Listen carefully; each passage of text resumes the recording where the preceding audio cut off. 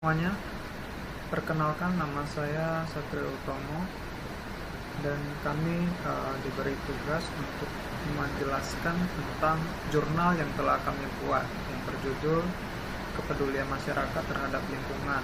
Dalam hal ini, penelitian tentang kesadaran masyarakat terhadap penggunaan styrofoam bagi lingkungan di Kota Batam. Adapun anggota kelompok kami, Satrio Utomo, saya sendiri, kemudian ada Darmasya Suhardi dan Julianto. Oke, kita langsung saja ke abstrak. Ya, setiap orang pasti membutuhkan makan untuk bertahan hidup. Hal tersebut tidak dapat dihindari karena makanan telah menjadi kebutuhan pokok, yaitu pangan. Di zaman modern ini, kebutuhan akan kepraktisan hidup semakin dibutuhkan, termasuk pangan yang bersumber dari kesibukan dalam pekerjaan. Hal tersebut mengakibatkan meningkatnya jumlah sampah, terutama styrofoam. Menurut ilmuwan, styrofoam itu terbuat dari styrena sebagai bahan baku. Styrena merupakan salah satu zat berbahaya bagi kesehatan dan lingkungan karena dapat menyebabkan berbagai penyakit seperti kanker dan sangat sulit untuk diuraikan.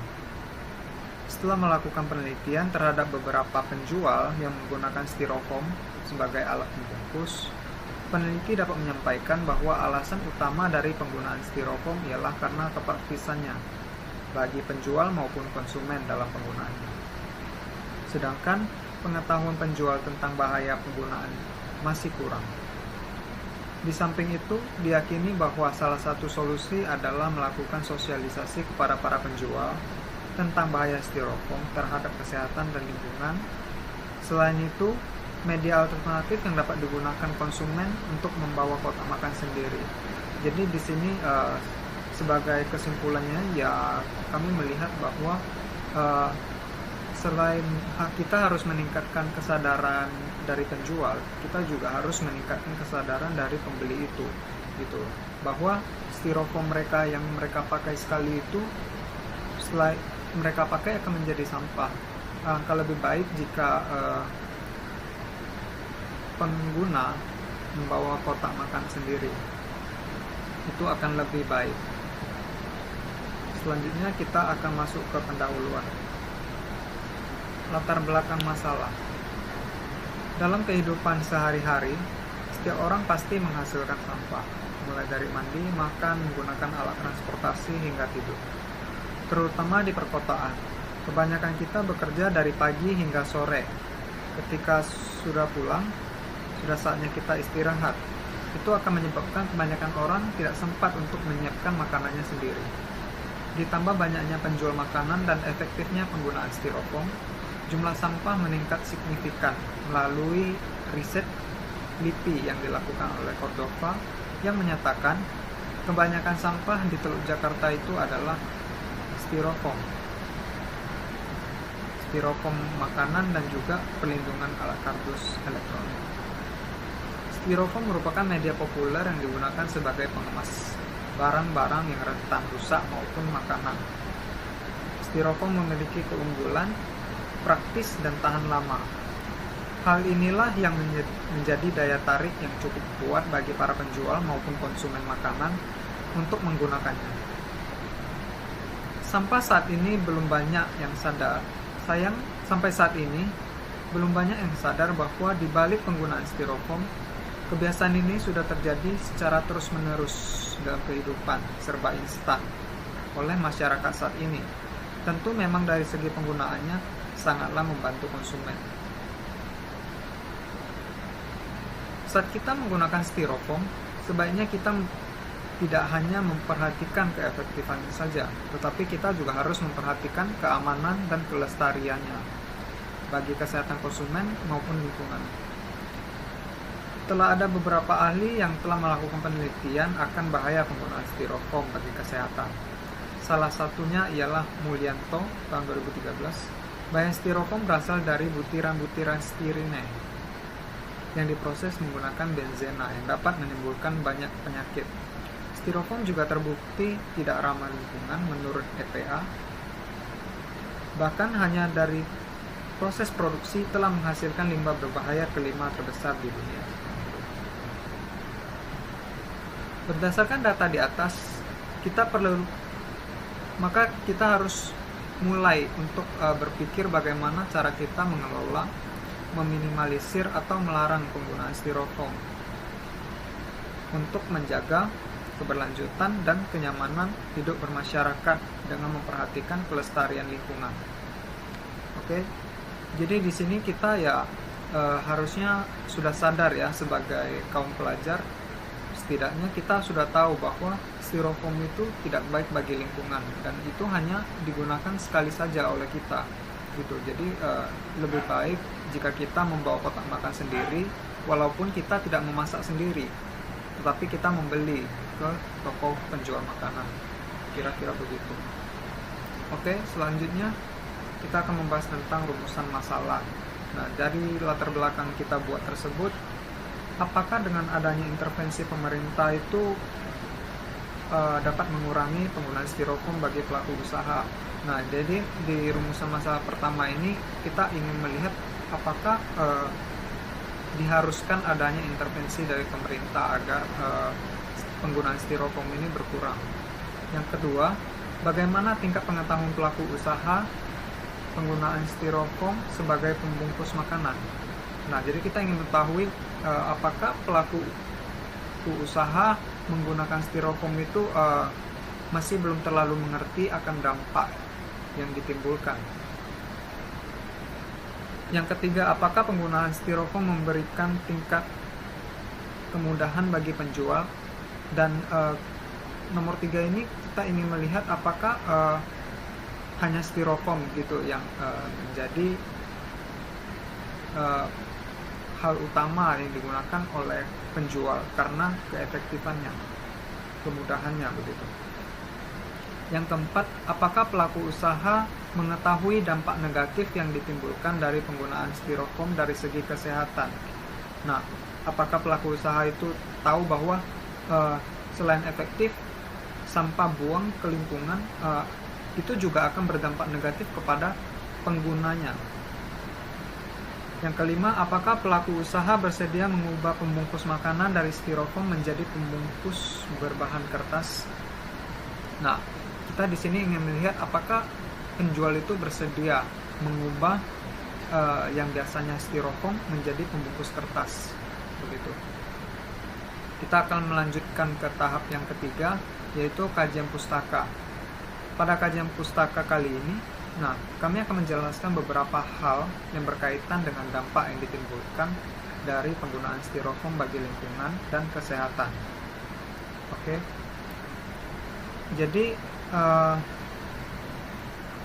styrofoam itu biasanya di bahasa ilmiah itu disebut sebagai polistirena, atau yang biasa kita kenal dengan styrofoam adalah polimer termoplastik yang menggunakan bahan baku stirena monomer yang dibantu pelarut etil benzen yang diinisiasi dengan menggunakan benzoyl peroxide. Berdasarkan komposisi kandungan material, styrofoam terbuat dari bahan pembangun yang disebut polistirin, yaitu suatu zat plastik yang sangat ringan, tembus cahaya, kaku, akan tetapi rapuh. Styrofoam termasuk salah satu limbah berbahaya dan sangat banyak digunakan sebagai bahan pengemasan produk. WHO telah menyatakan bahwa styrofoam ini tergolong sebagai bahan karsinogen. Ya, karsinogen itu bahan berbahaya ya, yaitu penyebab penyakit kanker. Zat stirena dan zat aditif lainnya yang tergantung dalam styrofoam dapat berpindah dari wadah styrofoam ke makanan. Nah, jadi karena sebagai pembungkus makanan, tentu zat berbahaya dari styrofoam itu akan berpindah ke makanan. Zat-zat yang ada di dalam styrofoam menjadi racun dan menyebabkan gangguan pada sistem endokrin dan sistem reproduksi manusia. Oleh sebab itu, penggunaan styrofoam dapat menyebabkan makanan menjadi beracun. Ya, seperti yang sudah dijelaskan sebelumnya. Dan semakin panas, maka perpindahan zat-zat tersebut akan semakin mudah dan cepat gitu loh. Apalagi kita tahu makanan itu kan biasanya dibungkus hangat-hangatnya ya. Nah, itu akan lebih jadi dari kajian pustaka yang saya jelaskan, yang menjadi jurnal utama patokan kami itu adalah yang berasal dari Mahmudi 2017. Oke. Eh, yang berjudul Optimasi Penerapan Teknologi Ekstrusi pada Prototipe Mesin Daur Ulang Limbah Styrofoam yang diterbitkan oleh Rotasi. Mungkin itu saja yang dapat saya jelaskan. Kemudian kami akan melanjutkan ke metode, akan dijelaskan oleh teman saya yang lain. Terima kasih semua atas Ya, perhatian. selanjutnya itu metode. Yang pertama itu ada jenis penelitian. Penelitian kami itu menghubungi 15 pedagang penjual makanan di wilayah Beta Center. Dari 15 responden yang kami dapatkan, satu dikeluarkan karena data yang diberikan kurang valid, karena tidak adanya penghasilan.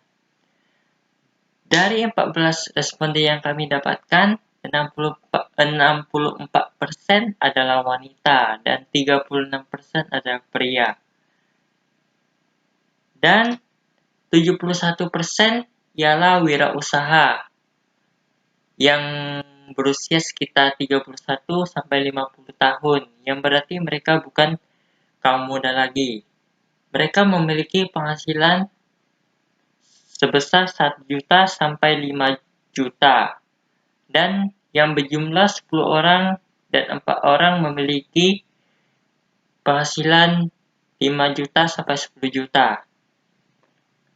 Yang kedua itu metode. Data yang di atas kami dapatkan dengan menyebarkan kuesioner dalam bentuk Google Form secara langsung kepada pedagang untuk diisi di beberapa wilayah di Batam Center, salah satunya di depan Mahaviara Duta Maitreya. Yang ketiga itu teknik pengumpulan data.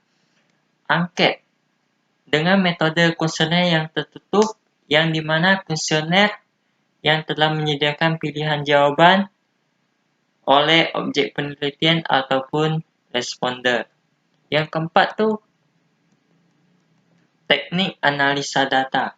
Teknik pengumpulan data yang kami lakukan itu bersifat kuantitatif, di mana teknik analisa data yang dilakukan melalui kuesioner yang pertanyaan dan jawabannya sudah ditentukan oleh peneliti. Peneliti memberikan 5 pertanyaan dari 5 aspek yang akan dibahas. Dan untuk memperoleh hasil dari kuesioner tersebut, kami mencari rata-rata dari modus, median, dari setiap aspek yang ada. Baiklah, selanjutnya kita akan membahas mengenai hasil diskusi menurut kelompok kami atas penelitian yang telah kami lakukan. Dilihat dari hasil penelitian tentang tingkat kesadaran masyarakat dalam penggunaan styrofoam bagi lingkungan di Kota Batam, kami menggunakan metode kuantitatif, yaitu berupa kuesioner, untuk memperoleh data dari pelaku usaha yang menggunakan styrofoam sebagai pembungkus makanan. Hal ini dikarenakan tingkat kepraktisan dan kebiasaan instan masyarakat zaman sekarang yang mengakibatkan penggunaan styrofoam dari tahun ke tahun terus berlanjut. Dari hasil penelitian ini, dapat diketahui bahwa tingkat penggunaan styrofoam di Kota Batam dapat dikategorikan cukup tinggi. Karena pola hidup yang serba instan membuat masyarakat sulit beralih ke pembungkus makanan yang berbahan lebih ramah lingkungan, seperti kertas pembungkus yang lebih efisien serta mudah terurai. Dari pertanyaan yang kami berikan, berdasarkan aspek-aspek yang tertera pada tabel data di atas, menunjukkan tingkat alasan penggunaan styrofoam sebagai pembungkus makanan adalah yang tertinggi disebabkan aspek kepraktisan, di mana kami memperoleh hasil rata-rata sebesar 3,47 dengan mediannya sebesar 4 dan modusnya juga sebesar 4. Hal ini berarti bahwa pola hidup yang ingin serba instan sangat berpengaruh dan terhadap penggunaan styrofoam yang menyebabkan pelaku usaha sangat gemar menggunakan styrofoam dibanding pembungkus makanan yang lainnya. Namun secara langsung, dari hasil pertanyaan yang diberikan kepada pelaku usaha, terdapat beberapa keinginan dari pelaku usaha untuk beralih dari styrofoam ke pembungkus makanan lainnya. Namun, mereka akan beralih apabila harga styrofoam yang ditetapkan lebih mahal, serta peraturan ketat dari pemerintah dalam membatasi penggunaan styrofoam. Dari aspek yang dipertanyakan, aspek pengetahuan mengenai penggunaan styrofoam yang berdampak buruk bagi lingkungan dan kesehatan memiliki hasil terendah dengan rata-rata 3,13. Ada kemungkinan bahwa minimnya faktor edukasi serta pengetahuan menyebabkan mengapa pelaku usaha masih nyaman menggunakan styrofoam. Mereka belum sepenuhnya sadar mengetahui dampak yang ditimbulkan dari penggunaan styrofoam secara jangka panjang. Yang menjadi faktor prioritas mereka hanyalah mencari keuntungan dan kemudahan dalam menjalankan bisnis mereka. Namun mereka tidak memikirkan dampak yang akan ditimbulkan apabila penggunaan styrofoam tersebut terus berlanjut. Nah, di sini kami memperoleh kesimpulan menurut kelompok kami, di mana jadi hasil keseluruhan dari aspek-aspek yang dipertanyakan, di mana tingkat kepraktisan menjadi faktor utama tingkat penggunaan styrofoam yang tinggi, di mana tingkat pengetahuan dari pelaku usaha menjadi yang terendah dari aspek-aspek yang kami pertanyakan kepada pelaku usaha. Menurut peneliti, jika pengetahuan mengenai penggunaan yang menyebabkan dampak negatif bagi kesehatan dan lingkungan diketahui oleh pelaku usaha, mereka akan berubah serta intervensi dari pemerintah yang ketat mampu mengurangi penggunaan styrofoam yang dilakukan oleh pelaku usaha saat ini. Dengan adanya intervensi dan pengetahuan yang lebih banyak diketahui oleh pelaku usaha, tentu mampu mengurangi kebiasaan pembeli dalam kepraktisan mereka dalam menjalankan usaha. Pemerintah yang menerapkan pajak dan harga yang tinggi terhadap styrofoam tentu akan berpengaruh signifikan dan menyebabkan pelaku usaha akan beralih ke pembungkus makanan yang lain yang memiliki harga lebih murah. Dan juga pengetahuan pelaku usaha yang lebih banyak mengenai dampak styrofoam yang akan menjadi mempertimbangkan mereka dalam menggunakan styrofoam. Karena seperti yang kita ketahui, contoh kasus yang terjadi di Jakarta saat ini, hal itu disebabkan banjir itu disebabkan oleh styrofoam serta sampah-sampah plastik yang tidak mudah terurai. Tentu apabila penggunaan styrofoam yang akan terus berlanjut, secara tidak langsung nanti akan berdampak juga terhadap pengguna styrofoam itu juga. Serta dengan itu juga mampu mengubah budaya hidup yang mengarah lebih baik serta peduli dengan lingkungan dan bumi kita. Hal itu dilakukan dengan hal-hal kecil akan berpengaruh kepada kebiasaan masyarakat yang lainnya. Banyak pelajaran yang bisa kita ambil dari hasil penelitian ini yang sudah banyak diterapkan di negara-negara maju. Walaupun di Indonesia, mulai beberapa menerapkan kebiasaan dalam kesadaran peduli akan lingkungan, seperti menggunakan alat sedot plastik menjadi alat sedot yang berbahan stainless yang ramah lingkungan. Contoh lainnya juga bisa kita lihat dari penggunaan pembungkus makanan yang dilakukan oleh pihak kantin dari kampus Universitas Universal. Mereka tidak memberikan pembungkus yang berbahan plastik, melainkan mereka memberikan pembungkus makanan yang berbahan kertas. Banyak juga contoh yang bisa kita ambil, contohnya seperti yang kita lihat di pasar zaman sekarang, terdapat beberapa ibu yang sudah membawa tote bag dari rumah agar penggunaan plastik yang diberikan oleh pelaku usaha tidak semakin banyak. Tentu itu merupakan satu contoh yang dapat kita tiru dan kita terapkan saat ini. Kebiasaan dalam peduli terhadap lingkungan yang keadaan bumi tentu sangatlah harus kita junjung. Mengapa? Agar kelak generasi selanjutnya juga mampu merasakan keadaan bumi kita ini yang masih alami dan lebih baik. Itulah hasil dari penelitian kelompok kami. Sekian hasil presentasi dari kelompok kami. Terima kasih.